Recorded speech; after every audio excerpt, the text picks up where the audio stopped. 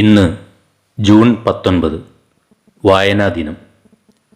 കേരള ഗ്രന്ഥശാല സംഘത്തിൻ്റെ ഉപജ്ഞാതാവും പ്രചാരകനുമായിരുന്ന പുതുവായിൽ നാരായണ പണിക്കർ എന്ന PN പണിക്കരുടെ ചരമദിനമാണ് ജൂൺ 19. 1996 മുതൽ കേരള സർക്കാർ ജൂൺ 19 വായനാ ദിനമായി ആചരിക്കുന്നു. ആലപ്പുഴയിലെ നീലംപേരൂരിൽ 1909 മാർച്ച് 1 PN പണിക്കർ ജനിച്ചത്.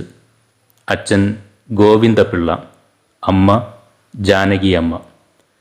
കൂട്ടുകാർക്കൊപ്പം വീടുകൾ കയറി പുസ്തകങ്ങൾ ശേഖരിച്ച് സനാതനധർമ്മം എന്ന പേരിൽ ഒരു വായനശാല തുടങ്ങിയാണ് അദ്ദേഹം ഗ്രന്ഥശാല പ്രസ്ഥാനം ആരംഭിച്ചത്.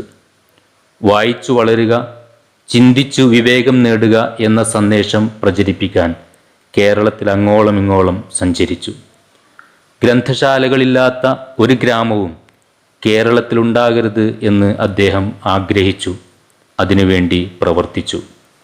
തൻ്റെ ജീവിതം മുഴുവൻ ഗ്രന്ഥശാലാ പ്രവർത്തനങ്ങൾക്കായി മാറ്റിവെച്ച ആ മഹാനുഭാവൻ 1995 ജൂൺ 19 ഈ ലോകത്തോട് വിട പറഞ്ഞു.